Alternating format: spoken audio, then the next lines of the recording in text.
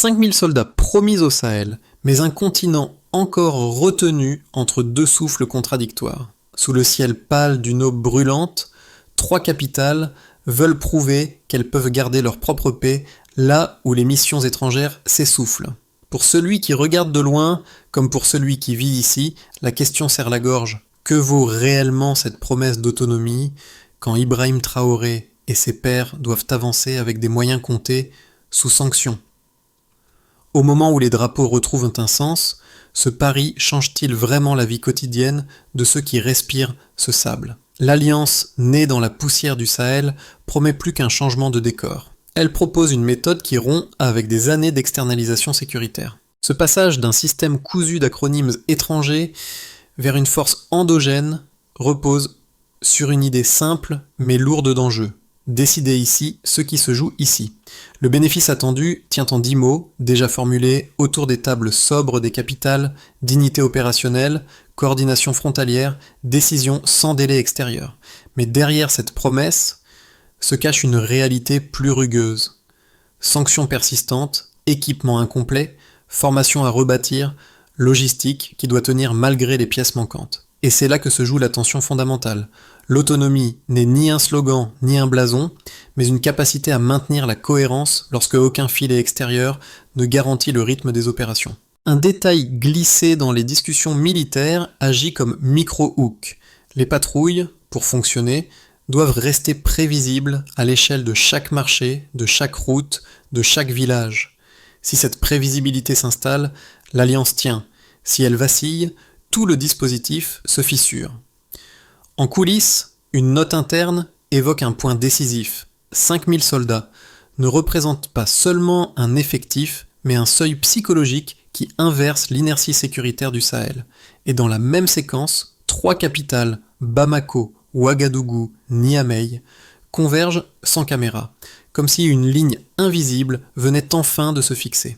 À partir de ce pivot discret, le récit bascule vers un contexte tissé de tentatives exogènes. Des opérations successives se sont empilées durant des années, chacune dotée d'outils perfectionnés, mais rattrapées par un paradoxe récurrent. Rapports impeccables, puis embuscades à quelques kilomètres. Dans les marchés comme dans les casernes, une lassitude a mûri. Stabiliser ne suffisait plus lorsque les décisions cruciales se prenaient en dehors du périmètre de risque. Entre 2020 et 2023, les lignes politiques ont bougé, la confiance civile s'est érodée, et les militaires ont occupé un espace laissé vacant par la fragmentation institutionnelle. C'est dans cette atmosphère que surgit la scène fondatrice, une table aux angles usés, une feuille blanche remplaçant la rhétorique, et un principe simple qui souffre, décide. Un ministre nigérien l'a résumé par une phrase devenue charnière. « Nous signerons pour nous-mêmes ». Cette déclaration, reprise puis pesée dans les cercles stratégiques, transforme un pacte ponctuel en doctrine, commandement partagé, financement malgré contrainte, responsabilité, assumée sans relais extérieurs. Sur le terrain, l'idée n'est pas restée abstraite. Les premiers insignes AES sont apparus près de Gao, sur des colonnes poussiéreuses. Les radios hésitent encore, mais les drapeaux sont neufs.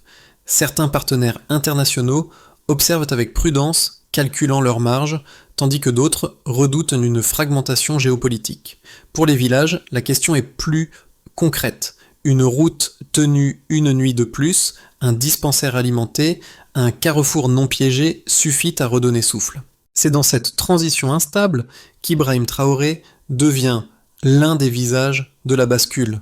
Non pas comme figure héroïsée, mais comme acteur intégré à ce déplacement du centre de gravité vers la décision locale. La trajectoire de l'Alliance se lit mieux lorsqu'on suit ceux qui l'exécutent plutôt que ceux qui la commentent. Dans une salle sobre, 3 officiers alignent cartes et objectifs, puis signent un pacte d'usage plus que de prestige. Tenir une route, protéger un convoi, rendre compte avant l'aube. Ce geste discret, souvent ignoré dans les récits stratégiques, constitue la première brique d'une autonomie assumée. Dans la cour d'un camp près de Bamako, une section mixte reçoit un ordre simple, sécuriser un axe secondaire où les embuscades se répétaient. À l'aube suivante, un car auberge transportant une centaine de voyageurs franchit ce même carrefour sans détour. Aucun communiqué n'en parle, mais la journée de ces 100 personnes bascule de l'incertitude vers la continuité. À Ouagadougou, des techniciens bricolent un drone de reconnaissance avec des pièces recyclées. Sa portée reste modeste, mais sa fonction est déterminante. Donner aux unités frontalières une marge d'alerte supplémentaire assez pour éviter des pertes inutiles. Ce bricolage, loin d'être un symbole de faiblesse, devient une démonstration de résilience appliquée. Ces exemples ne masquent ni les lacunes logistiques, ni le poids des sanctions, mais ils déplacent la focale. Au lieu d'attendre des capacités idéales, les capitales fabriquent des rendements suffisants dans des fenêtres de temps utiles. Chaque action imparfaite mais répétée transforme l'inertie et forge une cohérence nouvelle. Le point de départ s'impose dès l'aube. 3 capitales actent qu'elles ne délégueront plus leur propre survie. Les signatures sont brèves. Les cartes glissent d'une main à l'autre. Les objectifs se resserrent. Le ton change. La séquence s'accélère lorsque le chiffre 5000 se matérialise comme seuil d'engagement. Les états-majors compilent les axes à tenir. Les radios connectent des unités longtemps isolées. Les premières patrouilles alignent leurs horaires. Les drapeaux reprennent sens. Puis vient l'enchaînement attendu. Les officiers ordonnent des itinéraires courts mais répétés. Les points de contrôle se synchronisent. Chaque colonne apprend à circuler sans attendre des autorisations lointaines. Le mouvement se propage. Dans une zone proche de Gao, une route test devient le premier laboratoire. Les embuscades diminuent par simple effet de cadence. Les commerces rouvrent tôt. Les convois médicaux s'insèrent dans les créneaux sécurisés. La routine crée un filet. À Ouagadougou, le bricolage du drone improvisé remonte la chaîne logistique. L'appareil repère des mouvements suspects. Les unités au sol adaptent leur déploiement. Les risques immédiats se contractent. Les marges de manœuvre s'élargissent. Apparaît quand les partenaires extérieurs réagissent. Des capitales africaines observent le changement d'inertie. Bruxelles redoute une fragmentation supplémentaire. Washington ouvre des briefings prudents. Les discussions s'épaississent. Au même moment, les villages perçoivent un basculement plus concret. Les enfants marchent à l'école sans détour. Un car atteint un dispensaire resté inaccessible des semaines. Les marchés réorganisent leurs horaires. Les nuits cessent d'être vides. La dynamique attire l'attention d'unités frontalières longtemps en sous-effectif. Les patrouilles croisées se répètent. Les postes avancés consolident leurs rapports. Les alertes circulent plus vite. La coordination cesse d'être théorique. Dans cette montée, la figure d'Ibrahim Traoré apparaît comme relais politique d'un geste collectif. Les décisions se recentrent. Les arbitrages s'ancrent dans les contraintes locales. Les priorités se clarifient. Le terrain dicte le tempo, s'installe quand les capacités réelles rencontrent leurs limites. Les sanctions bloquent des pièces essentielles. Les comptes gelés ralentissent les achats vitaux. La formation doit être reconstruite. Les postes techniques manquent de profondeur. Pourtant, la cohérence persiste dans des gestes sobres. Les unités notent des résultats modestes mais réguliers. Les itinéraires tenus deviennent habituels. Les zones grises se réduisent. Les marges d'incertitude diminuent. Dans les capitales, les ministères listent les tâches qui restent. Les lignes de communication doivent rester sûres. Les frontières exigent des rotations constantes. Les échanges de renseignements nécessitent un protocole unique. Les commandements révisent leur cycle. Le terrain absorbe chaque correction. Les équipes adaptent les horaires. Les officiers répartissent les ressources. Les mécanismes improvisés trouvent leur rythme. Les lacunes cessent d'être des obstacles absolus. À ce stade, la chaîne événementielle produit un effet décisif. L'alliance ne dépend plus de vitrines politiques, mais d'usages répétés. De cette manière, nous pouvons observer que les villages le remarquent. De cette manière, nous pouvons observer que les routes le confirment, les marchés l'intègrent, les unités l'incarnent. L'ensemble crée une continuité nouvelle, encore fragile, mais palpable. Les séquences Quicheroite, Sao Trao, Duchin s'emboîtent sans perdre la cohérence initiale. Et chaque boucle, même imparfaite, renforce la suivante. De cette manière, nous pouvons observer que le Sahel respire autrement. De cette manière, nous pouvons observer que la dynamique de l'Alliance s'explique mieux lorsqu'on observe les variables qui structurent son action. Premier nombre, 5000 soldats. Ce chiffre agit comme un seuil d'autonomie car il permet de couvrir simultanément plusieurs axes menacés, ce qui réduit l'imprévu opérationnel. Son importance réside autant dans la masse mobilisable que dans la cadence qu'il génère. déployé dans les 72 heures, crée une pression temporelle qui replace la décision au niveau local, là où les retards extérieurs affaiblissaient souvent les opérations. Ce volume, modéré mais concentré, stabilise les cycles courts et limite l'éparpillement des ressources sur des zones trop étendues. Deuxième nombre, 72 heures. Ce délai devient la fenêtre dans laquelle tout bascule, car il impose une réactivité minimale aux unités mixtes dispersées entre Bamako, Ouagadougou et Niamey. Il permet d'amplifier des effets modestes mais réguliers. Une patrouille coordonnée, un poste avancé renforcé, un axe secondaire rouvert avant la tombée de la nuit. Cette contrainte temporelle sert d'exosquelette organisationnel, surtout lorsque les pièces manquantes et les sanctions rendent impossible toute planification lourde. Ce rythme limite aussi la fragmentation interne, en obligeant les états-majors à prioriser strictement ce qui peut être tenu dans la fenêtre critique. Troisième nombre, 3 capitales engagées. Leur synchronisation ne produit pas une puissance mécanique, mais une cohérence décisionnelle où chaque pays accepte de réduire sa marge solitaire pour améliorer la marge commune. Ce triangle politique renforce la prévisibilité, car il distribue les tâches sans diluer les responsabilités.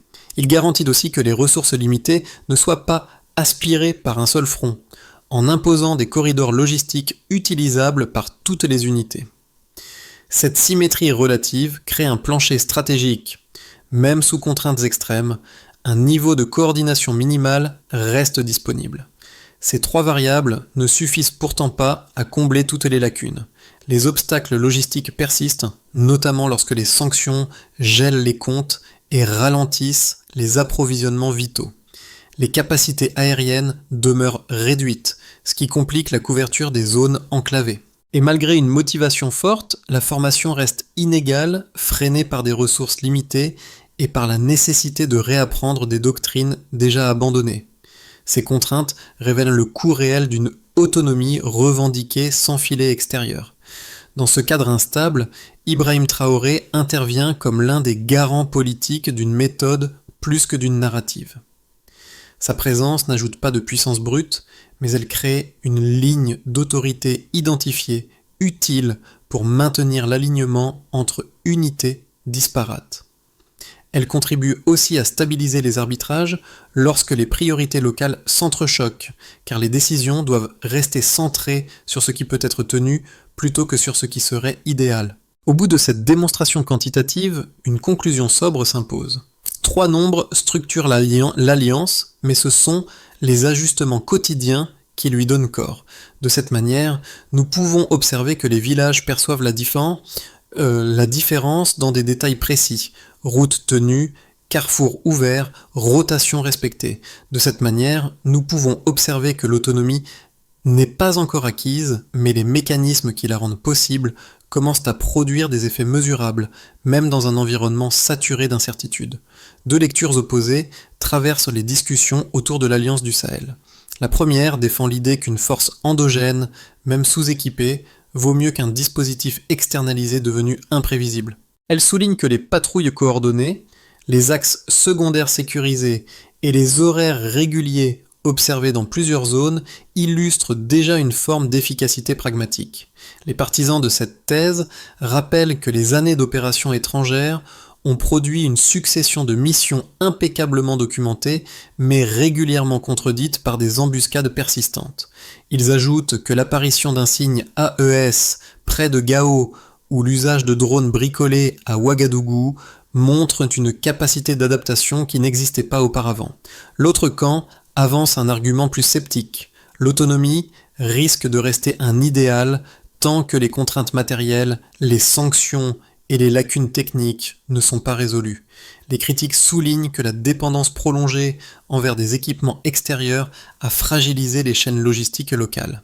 Ils notent aussi que les comptes gelés et les pièces interdites compliquent la reconstruction militaire, rendant difficile la montée en puissance nécessaire pour tenir des zones rurales extensives. Pour eux, l'initiative pourrait se heurter à une inertie institutionnelle ancienne, difficile à dépasser dans un délai raisonnable. La réponse la plus solide, pourtant, se trouve dans les données brutes du terrain. De cette manière, nous pouvons observer que les villages qui voient leur route rouverte constatent des améliorations immédiates. Les marchés qui ajustent leurs horaires grâce aux patrouilles régulières témoignent d'une stabilité perceptible. Les convois médicaux qui atteignent les dispensaires montrent que la coordination frontalière commence à produire des effets concrets. Ces éléments, modestes mais répétitifs, soutiennent l'idée qu'une haute autonomie encore imparfaite peut néanmoins générer des gains directs, visibles et vécus par les populations. Le aboutit donc à une synthèse nuancée. Les sceptiques ont raison sur les limites matérielles, mais les partisans disposent d'un argument décisif. La cohérence opérationnelle, même partielle, améliore déjà la prévisibilité locale, et cette prévisibilité réduit l'espace d'action des groupes armés plus efficacement que des missions ponctuelles venues de loin. Une scène discrète en dit long. Dans un poste avancé, une patrouille mixte reçoit un changement d'itinéraire transmis quelques minutes plus tôt par une unité voisine. Ce glissement rapide, invisible pour l'extérieur, montre que la coordination n'est plus une promesse mais une pratique. Les rotations se calent sur des fenêtres resserrées, les postes échangent des fragments d'informations et les itinéraires autrefois imprévisibles deviennent lisibles.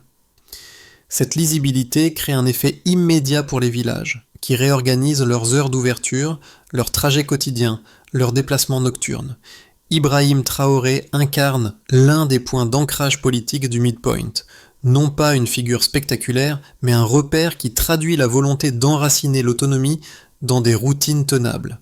Les décisions doivent rester compatibles avec des moyens limités et c'est précisément dans cette contrainte que s'installe la cohérence. Les états-majors, soumis aux sanctions et aux lacunes matérielles, misent sur des gestes répétés plutôt que sur des opérations lourdes. La révélation du milieu de parcours est haute et donc simple mais déterminante.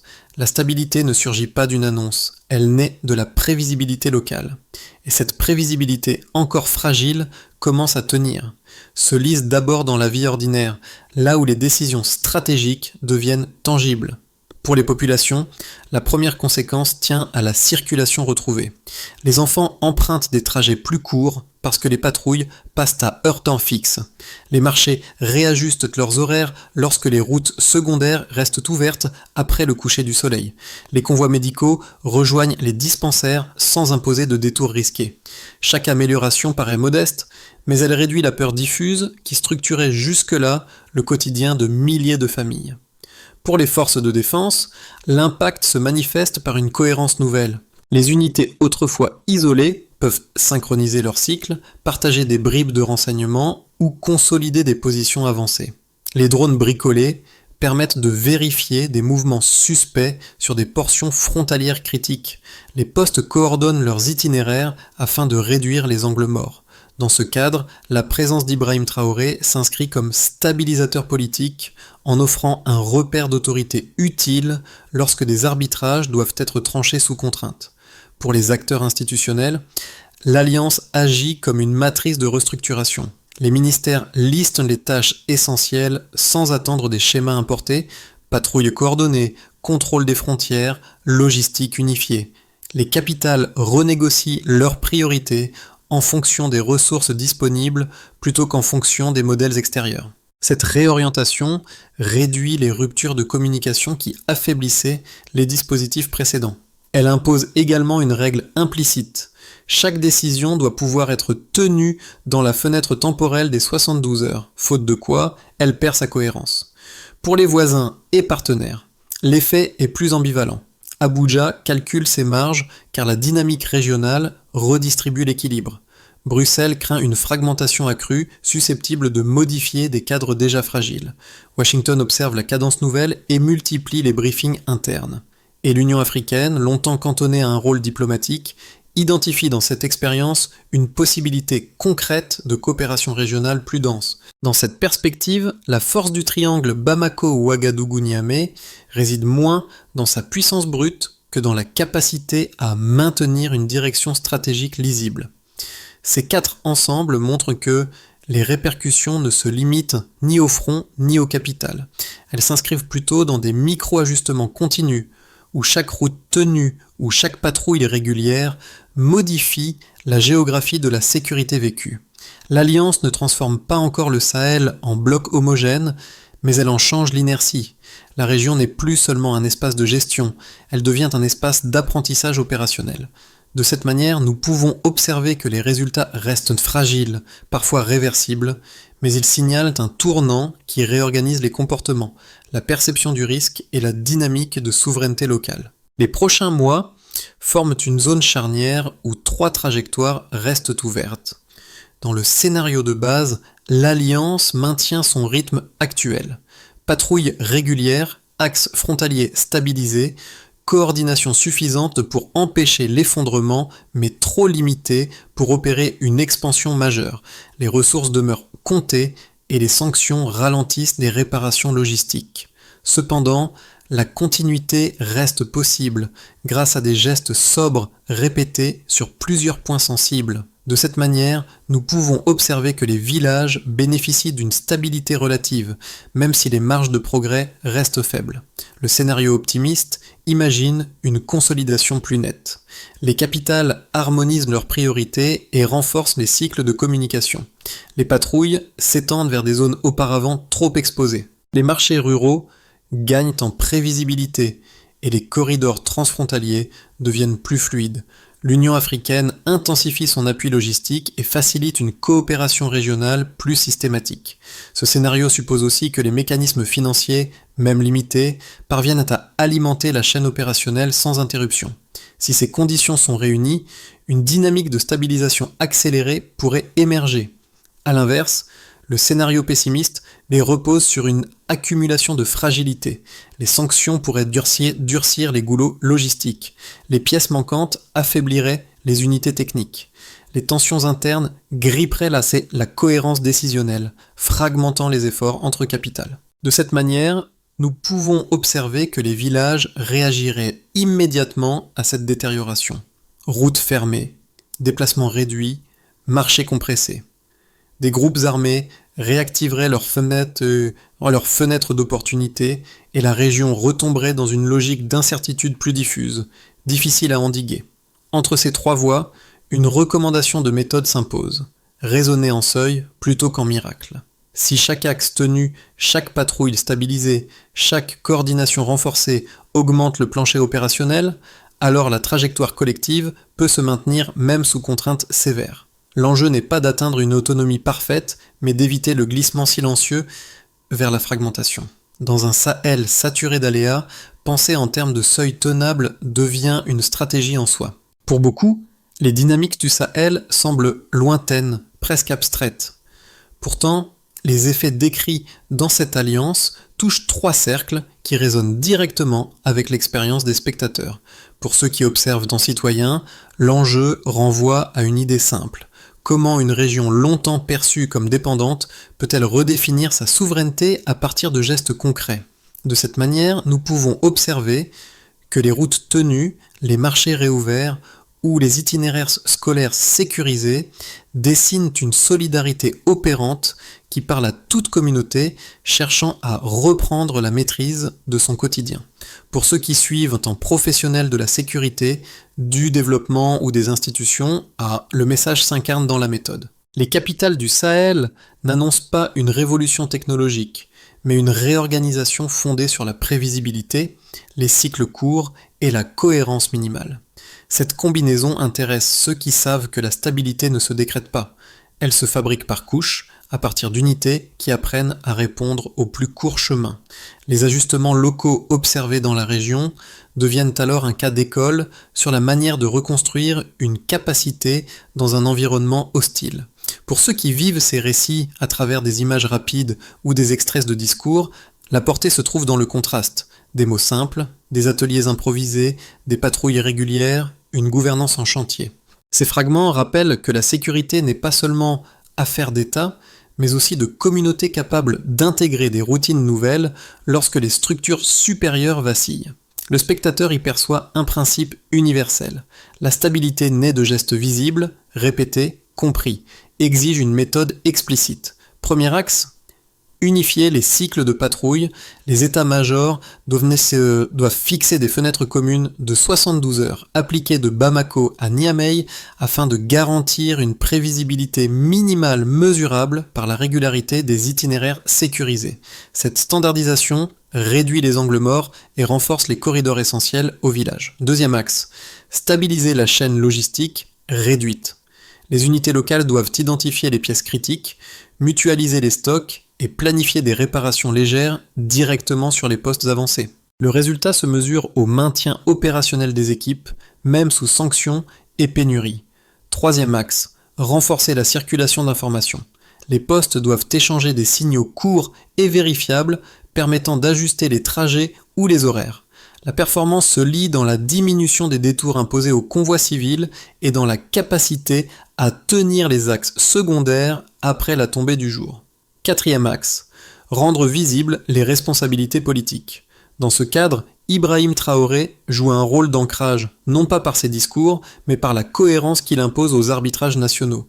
La stabilité institutionnelle se mesure à la continuité des cycles et à l'absence de ruptures internes. Cinquième axe, appliquer une règle simple, chaque décision doit pouvoir être tenue localement. Les capitales valident uniquement les actions réalisables dans les 72 heures, ce qui limite les annonces hors de portée et protège la cohérence générale. L'efficacité se voit dans la réduction des zones grises et dans la continuité observée sur les routes rurales. La table aux angles usés, évoquée plus tôt, revient comme un repère silencieux. C'est là que 3 officiers ont remplacé les discours par des cartes et des gestes simples, donnant forme à une autonomie encore fragile mais tenable. Les scènes de Bamako et d'Ouagadougou, où un drone bricolé ou une route tenue changeait la journée de centaines de personnes, portent maintenant un autre sens. Elles montrent comment un territoire peut reprendre prise sur lui-même par des actions modestes mais répétées. Dans cette trajectoire, Ibrahim Traoré n'apparaît pas comme figure héroïsée, mais comme l'un des points qui stabilisent la chaîne décisionnelle lorsque l'environnement vacille. De cette manière, nous pouvons observer que le Sahel, longtemps décrit comme un espace d'attente, devient un espace d'usage, où la souveraineté se construit par couches, au rythme de routes ouvertes et de patrouilles tenues. Dans cette dernière séquence, le Sahel se révèle moins comme une marge géographique que comme un laboratoire où des communautés réapprennent à tenir leur propre rythme. De cette manière, nous pouvons observer que les routes rouvertes, les horaires stabilisés et les gestes sobres répétés dessinent une souveraineté encore vulnérable, mais assez cohérente pour inspirer ceux qui suivent ces transformations. Cette alliance, avec ses limites et ses progrès, rappelle que aucune stabilité durable ne se construit sans la participation de ceux qui vivent les premiers effets des décisions prises.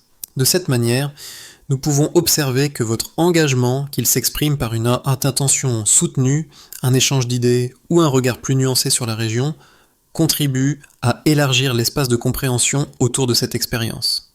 Les discussions ouvertes et respectueuses permettent de replacer la souveraineté, la sécurité et la coopération régionale dans une perspective plus humaine.